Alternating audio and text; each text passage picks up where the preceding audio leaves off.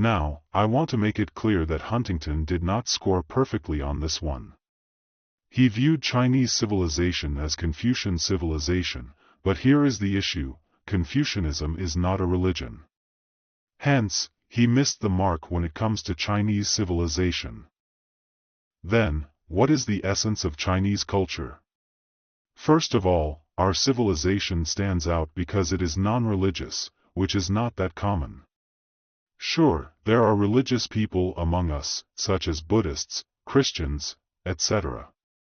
Western missionaries did manage to convert quite a few people when they came to China. Nonetheless, our culture is definitely not rooted in religion. We do not have a supreme deity that dictates our everyday thoughts and actions. There is neither Allah nor God from whom we seek guidance. Overall, we are not a religious nation, but Huntington did not catch on to that. Of course, as mentioned before, we should not be too hard on him. So, what point do I want to emphasize about Chinese civilization? Why are the Chinese not able to become Westerners no matter how hard we try to adopt their ways? Well, the root cause of it all comes down to the Chinese language. What is language?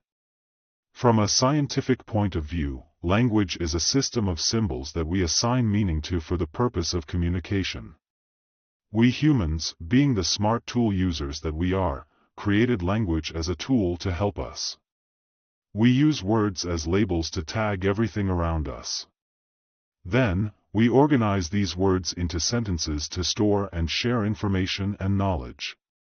This scientific way of understanding language is what we call the scientific view of language. The scientific way of looking at language is incomplete. Language is much more than just a bunch of symbols with meaning. Language is the essence of our very existence and where we belong. As Martin Heidegger wrote in his book On the Way to Language, in order to be who we are, we human beings remain committed to and within the being of language, and can never step out of it and look at it from somewhere else. Thus we always see the nature of language only to the extent to which language itself has us in view, has appropriated us to itself. That we cannot know the nature of language, know it according to the traditional concept of knowledge defined in terms of cognition as representation, is not a defect, however, but rather an advantage by which we are favored with a special realm, that realm where we, who are needed and used to speak language, dwell as mortals. This is one of Heidegger's very important quotes. Animals, on the other hand, do not have language, at least not in the same way. As a result, animals do not see the world the way we do. They just see their surroundings, the environment around them. But us humans, thanks to language, have a whole world to explore: the earth, the mountains, the stars, the rivers, they all come alive to us because of language. That is why the biblical story about God's creation of humans is quite profound. How did God do it? Well, He sculpted us from clay, giving us physical form. But we were not complete yet. There was one final touch needed: God breathed life into us. And why did He do that? To give us language. Only with language can we have a world to call our own. The way we experience the world, our worldview, our deepest emotions, and even our outlook on life are all shaped by language. Language is like a lens through which we perceive everything around us. Our basic understanding of the world comes from language. The core emotions we feel as we navigate through life are also shaped by language. Even our basic attitude towards life is heavily influenced by the language we grow up speaking in our communities. It is fascinating. As long as we keep speaking Chinese, the spirit of Chinese culture will remain unshakable. Our language is the key to our deep connection with Chinese values and beliefs. It is what makes us Chinese. No amount of preaching or religious influence can stop us from identifying as Chinese. Just because Christianity gains popularity in China does not mean that we will suddenly become a Christian nation. The growing number of Christians does not suggest that the core essence of Chinese culture is being replaced. Why, you ask? In China, Christians may pray with just as much dedication and sincerity. But they might pray with a different mindset. Picture this: they are sitting down around the dinner table, ready to pray and eat. Do they contemplate Western theological ideas? Do they pray for salvation? Not really. Instead of praying for their sins to be forgiven and their souls to be saved, they might be thinking about something like, "My kid's got this big college entrance exam coming up. Dear Lord, I've been faithfully serving you, so please lend us a hand." To them, God is like an omniscient, all-powerful father figure who should come through for them when life gets tough.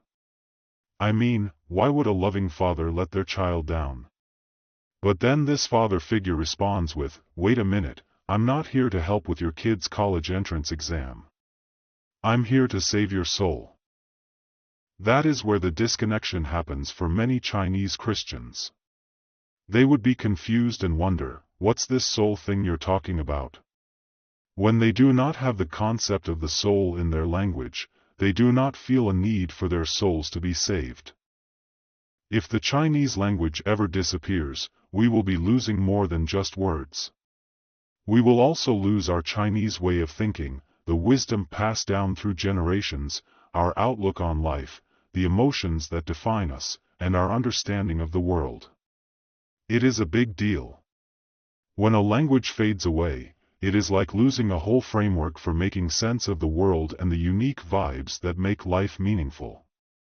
We must recognize the value of language, my friends. No matter how much we borrow from the Western world, deep down, we will always be Chinese, and that Chinese essence is intricately tied to our language. There are certain Chinese words that simply cannot be fully translated into European languages because these words embody the very essence of Chinese thoughts and culture, which can get lost in translation.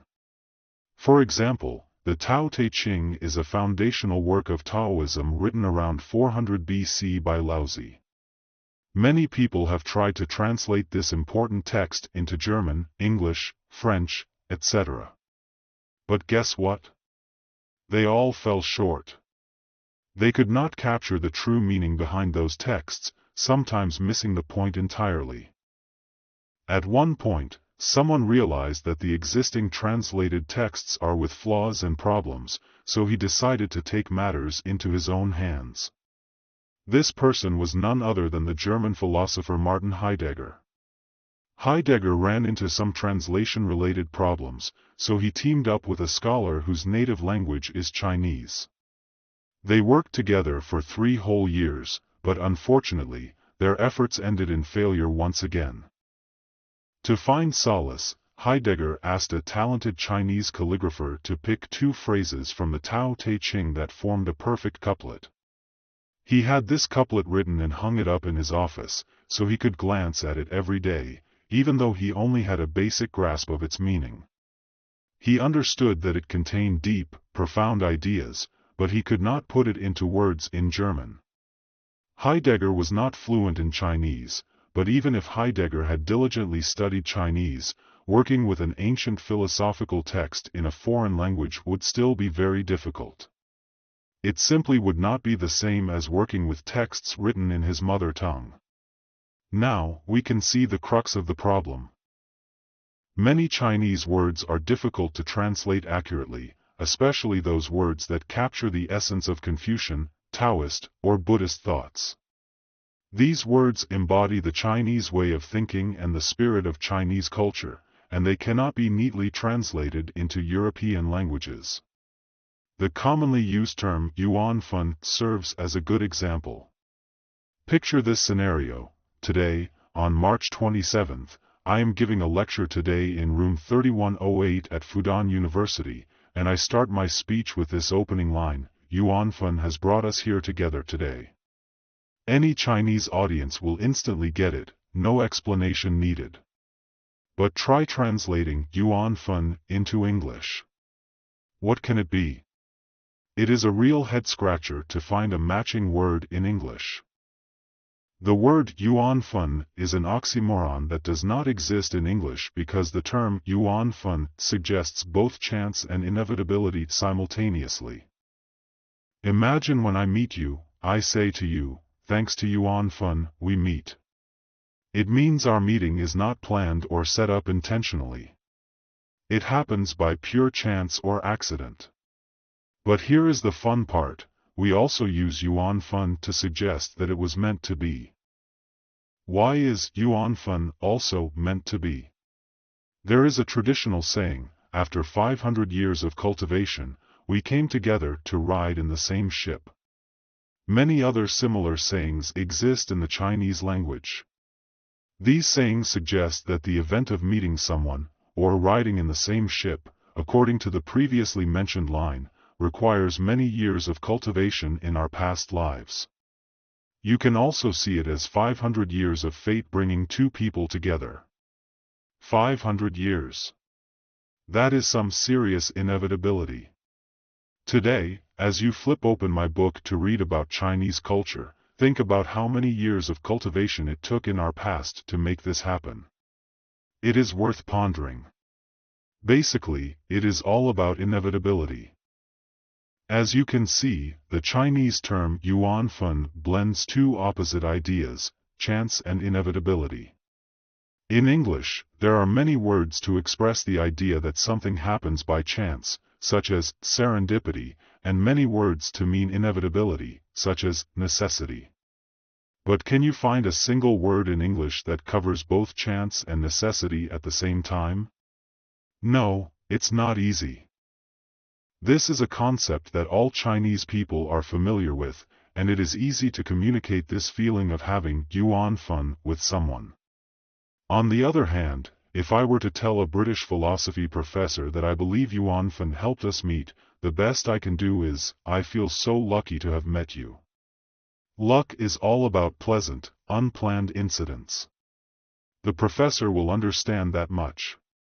But then, I will have to add that the meeting is not just accidental, which will definitely confuse him because how can it not be accidental if it is based on luck? Imagine this scenario, you are thinking about marriage. You know the girl next door has always liked you, but you do not feel the same way about her. Instead, you find your dream wife elsewhere, thousands of miles away.